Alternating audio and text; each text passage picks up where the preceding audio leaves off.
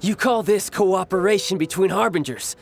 Cooperation involves communication, you know. Don't take it to heart, child. Besides, aren't you happy that you got to skip the formalities and bring chaos to the land? I'm sure you must have enjoyed that.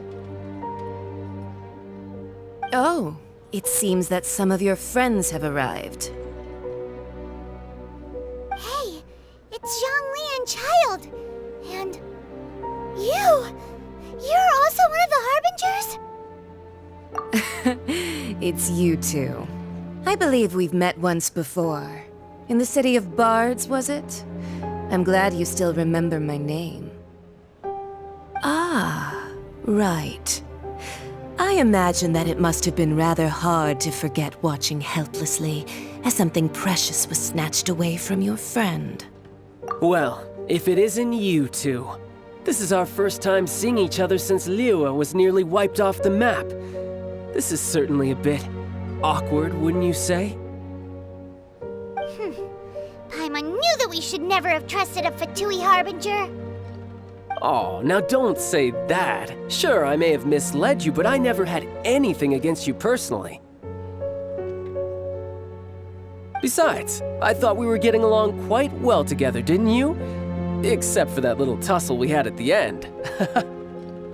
Nothing personal. We just have different views, that's all. Of course, you may very well hold this against me, but that's up to you.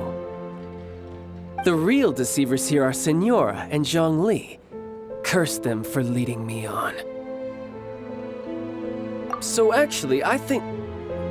Stop wasting time, child. There'll be plenty of time to chat once I'm through here. You remember the agreement, Morax. Now, if you would be so kind. The Gnosis, please. What in the world are you talking about? The contract is fulfilled. That which thou seeketh is now bestowed unto thee. For my...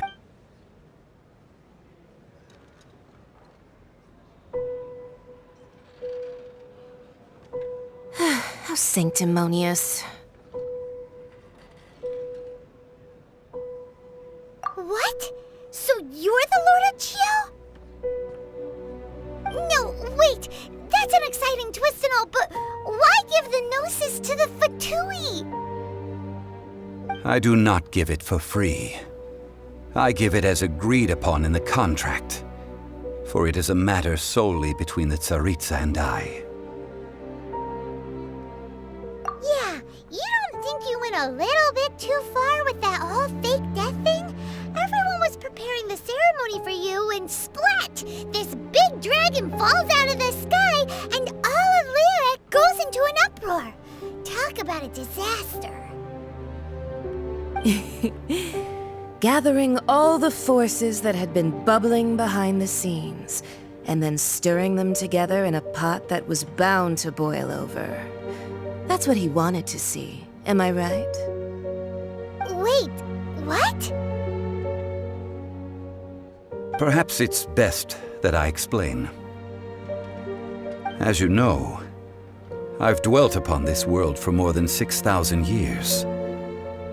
I witnessed the founding of Liyue, together with the Adepti 3,700 years ago. Even boulders that can withstand whirlpools will erode with the passing of time. I kept convincing myself that cracks had not begun to form, and that the end of my time had not yet come. Until one drizzly day, as I was strolling along the harbor, I heard a merchant tell one of his workers, "You've finished your duties. Go ahead and call it a day." I stood motionless among the crowds, asking myself, have I already finished my duties? Oh, Zhongli. But as I began to consider relinquishing my divine role, I soon discovered that many reasons still remained to not hastily depart. Was Liyue, The city I had dwelt in for so long, already prepared to enter its next age? I decided that a test was needed in order to reveal the answer. So I feigned my own death, and gathered the cast of Child, the Adepti, and the Liyue Qixing to play their roles together on the stage that was Liyue. That's right, which is why I continued to safeguard the Gnosis until now. So you mean that if the chaos ever reached the point of no return, you would simply appear and use your divine powers to bring Liyue back under control? Of course, and it would have been all too easy for him too. Just as a child quickly matures after losing their parents, so has Liyue matured when faced with the death of its deity. I was pleasantly surprised with the finale of the show that you all put on. Why, you even deserved an encore. The Adepti deserve the greatest applause, considering their years of seclusion. They hardly recognized the city, yet faced with such a crisis, they exerted the greatest amount of restraint. Not only did they manage to cooperate with the Qixing, but in the end, they even tried to understand the heart of the people. And hats off to the emissary dispatched by the Cryo-Archon to fulfill our contract, Signora. She managed to keep everything she knew in strict confidence, far from the eavesdropping ears of her colleague Child, just as I had requested. All the while, I carried on as Zhongli, and fulfilled the traditions of Liyue in this mortal form. Thank you for walking that path with me, Traveler. These things were all a part of my script. The only unforeseen plot twist was the conduct of the Liyue Qixing. I had expected them to do no more than the Adepti, to come to the defense of Liyue. But when all was said and done, they seized the opportunity to supplant Liyue's divine protectors, and used the subsequent power vacuum left by my death to quickly gain complete control of Liyue. Huh?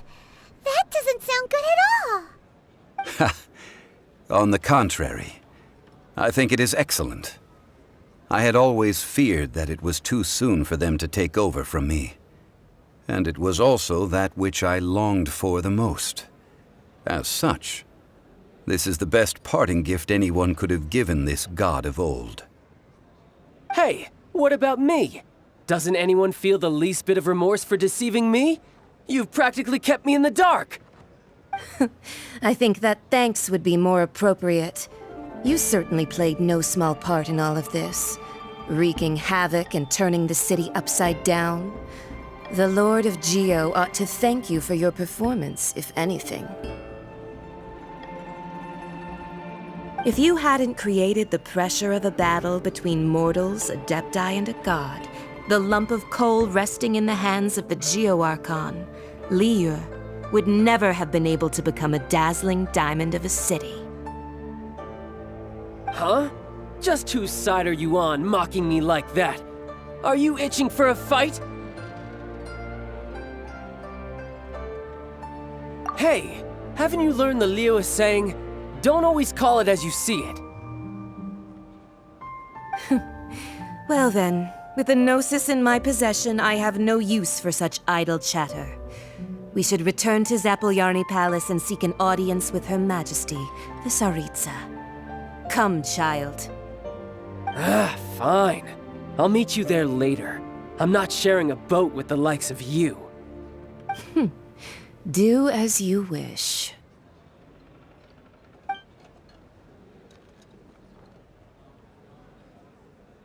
Now then, is there anything else you wish to ask me? Right! As Zhongli always told us, a good trade is a fair trade. Paimon has no idea what could be a good trade for a Gnosis. Realistically speaking, there is no such thing. Huh? However, I am the god of contracts. For thousands of years, I have made countless contracts. If the deal was of no benefit, then I certainly would not be inclined to agree to it. My agreement with the Cryo-Archon will be the last of my contracts as the Geo-Archon. My contract to end all contracts. As for the bargaining chip that the Tsaritsa used to balance the scales, uncover that answer for yourself in your future journeys.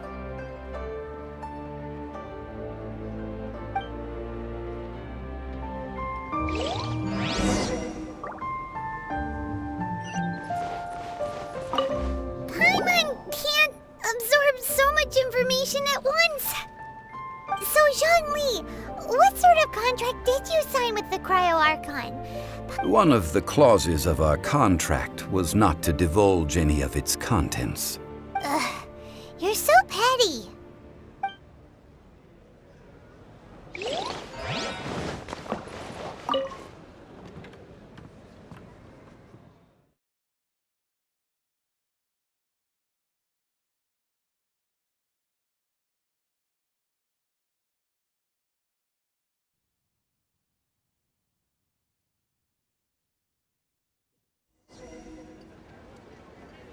Today's the day of the rite of parting. Although the star of the show is fake, we spent so much time trying to organize it, it would be a real shame not to go there now.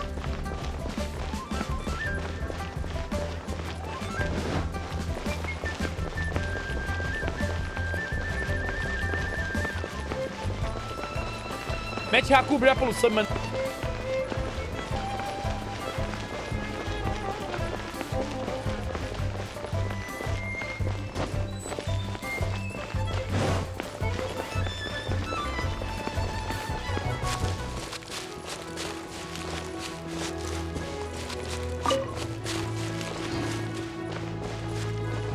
Well, since we're going through with this rite of parting, I guess it means that those rumors hit the nail on the head. So Rex Lapis is really... But they didn't catch the culprit, did they? Oh, come on. Do you think that the assassin could have been a normal person? You know what I think. I don't think any of the gossip on the streets you hear from those shady types is worth anything. There's only one real possibility in my mind. I've heard that the assassin was that Fatui fellow. Youngish, pretty high in rank. I think they called him Child. The Fatui?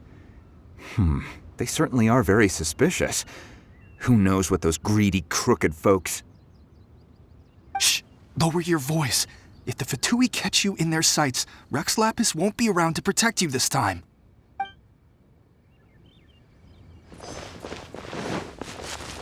You know that god from the ocean couldn't have just shown up out of nowhere. I mean, it's been 2,000 years since Rex Lapis subdued it. Yes, and to think that this happened right on the heels of the incident with Rex Lapis, too. Say, do you think the person who assassinated our lord and released that evil god might have been one and the same? Now that you mention it, that's very possible. Yes, it's very possible indeed. I mean, it all fits together. That person must have colluded with the evil god to harm Rex Lapis. Oh, that wicked, black-hearted scoundrel. Still, what sort of supernatural prowess must this person possess to be able to do such things? I have never heard of such a person in all my years. Forget it. Guessing's no use to us. Look, the Millilith over there looks like he's about to make an announcement. Let's hear what the Ministry of Civil Affairs has to say first.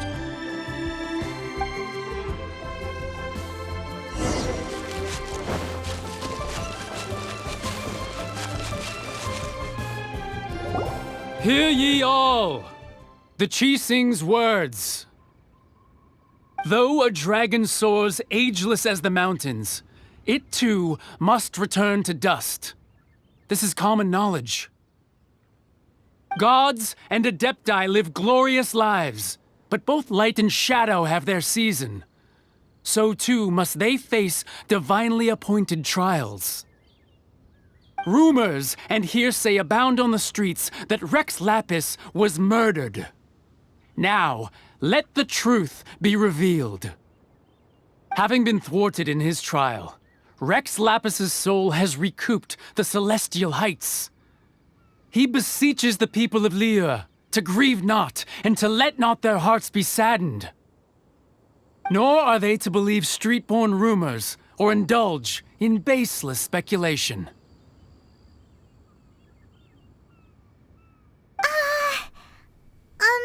Paimon needs a translation on what the Qixing's announcement said. So that's how they're spinning it.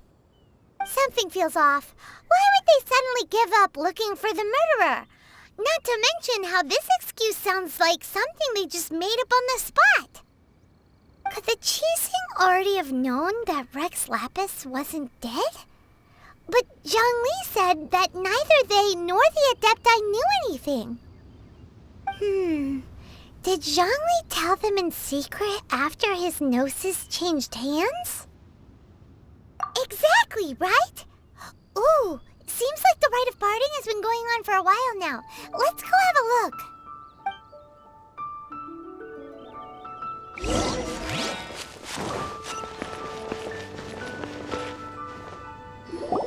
Look, it's Ningguang and Keqing. Are they saying something? Are their speeches over? As said previously, Rex Lapis's soul returning to the heavens is the end of the contract. And it is also the end of an era.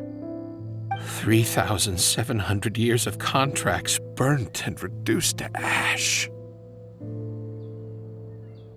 We, the people of Liyue, were indeed prosperous. But blinded by our prosperity, we forgot that time can be pitiless. The long, unending dream of our Archon walking among us. Now that we have awoken from our dream, we must learn to say farewell. Will you stand with us as we re-establish our contracts? As we build a new age of prosperity? So concludes the words of Her Eminence the Tianquan. Does Her Eminence the Yuheng have anything to add? Huh? Is she looking this way? Traveler. Yikes! She really is looking our way! Is that the traveler who they say defeated the ancient god? So young. The Liyue Qixing always repay their debts. And as you have heard, our eyes see far and our reach is long. Name your price. You deserve that much. Whoa!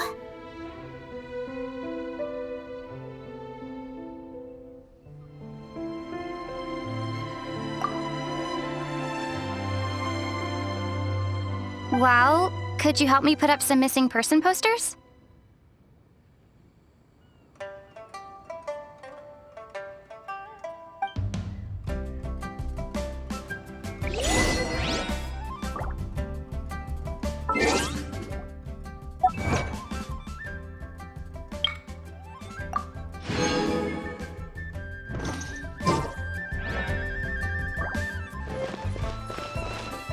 Roping you in was possibly the most masterful move we could have made. I believe that future generations will say so too when our deeds come up for their review.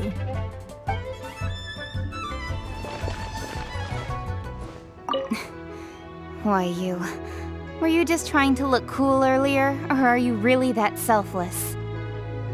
If you were looking for someone, you could have just told me that in private. The cleanup of the premises, managing the crowds as they exit, making an account of the rite? There's much that remains to be done. I didn't miss anything, did I?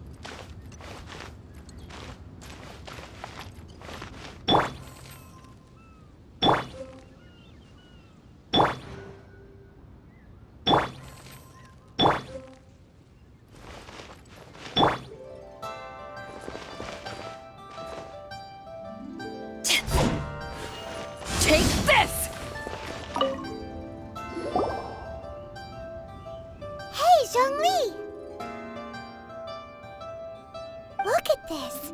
Everyone in Liyue is caught up in their emotions, thinking that they'll never see Rex Lapis again. And here you are looking all relaxed. Why would I not feel more at ease after laying down the burden I have borne for 3,700 years? Right.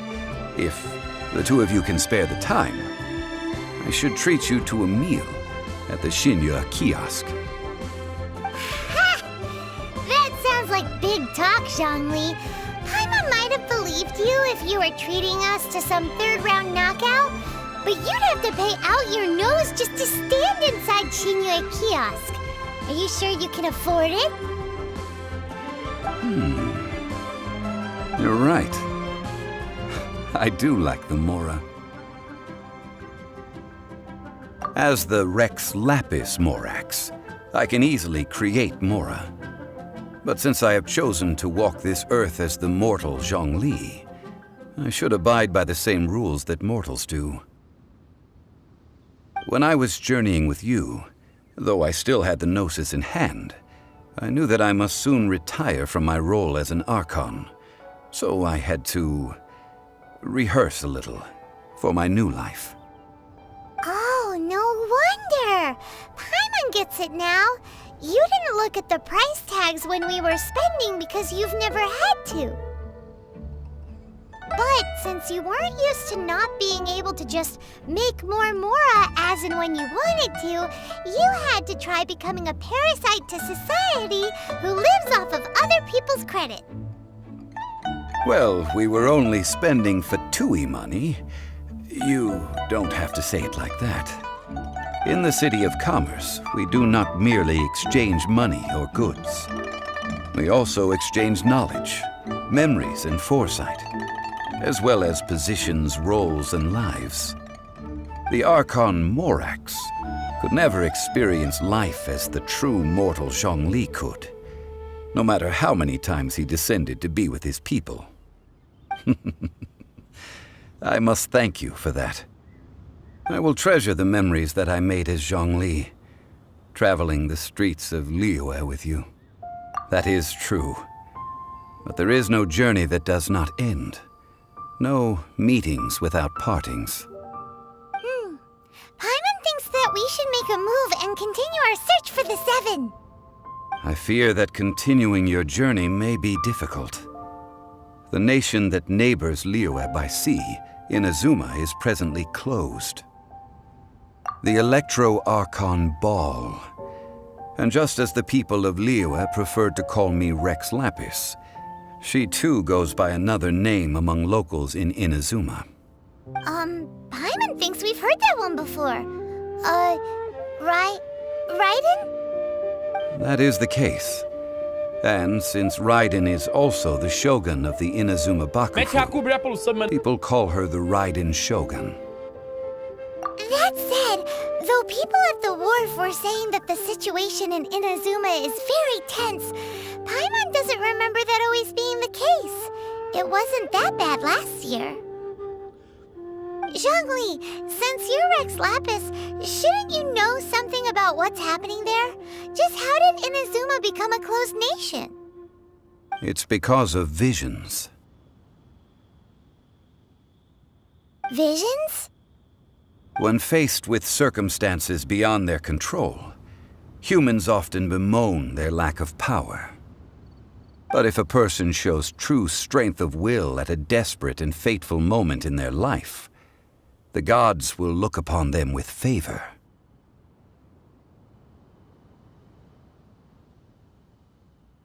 This is what visions are. Magical foci bestowed upon those who have been acknowledged by the gods. Uh-huh. That's how people in Teyvat see it. But starting from last year, the Raiden Shogun began promulgating the Vision Hunt Decree. Vision Hunt Decree?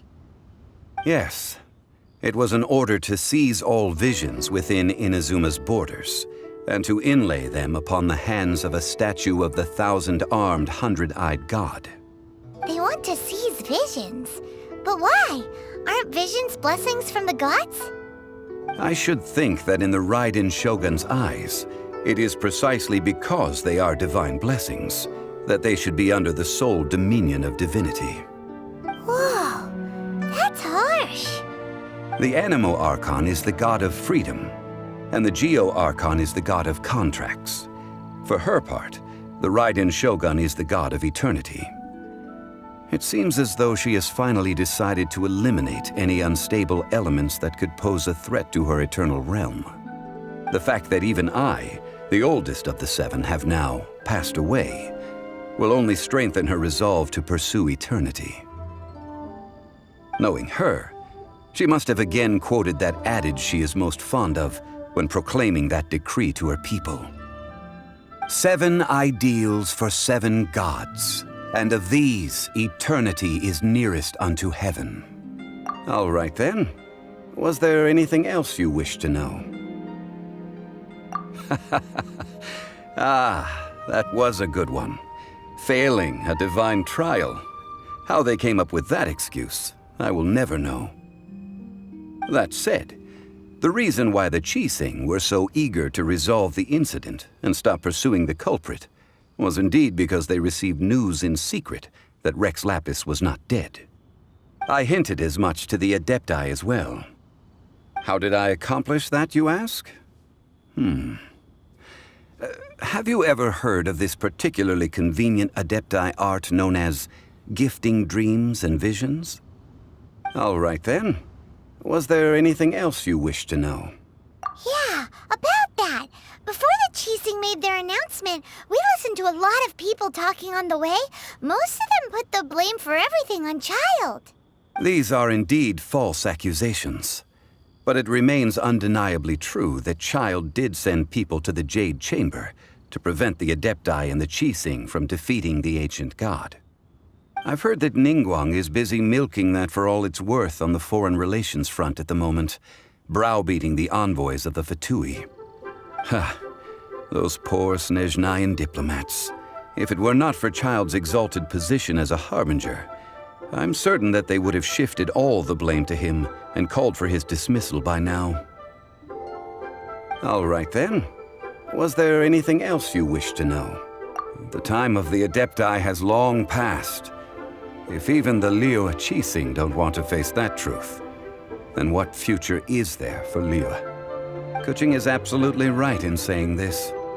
Now, though I did laud Ningguang's desire for power, believing this to be a good thing, and thought as a matter of course that she must have been behind the Qixing's plan to take governing power over Liyue from the hands of the gods and Adepti, could the original person who brought up the idea of seizing power have been... All right then. Was there anything else you wish to know? That's right. Zhongli, now that you don't have your gnosis, what's going to happen to all the Mora in Teyvat? Since Morax is dead, are they all just gonna disappear? Also, isn't the Golden House the only mint in the entire continent? Will it even continue to work? The Mora present now will not vanish. But the Golden House will indeed have to cease operations for a lengthy period of time, since creating Mora requires the use of the Geo Archon's power. This is terrible! We're all about to run out of Mora! The world is coming to an end! Yes, this is indeed a major issue from a financial standpoint. Well, I suppose we'll just leave such troublesome matters to the Liyue Qixing to debate. Then, did you at least set some private funds aside for yourself? Oh, a private fund. This does seem like a good, logical, common-sense idea. It's a shame. What's a shame? It's a shame that I didn't think of it at the time. All right then.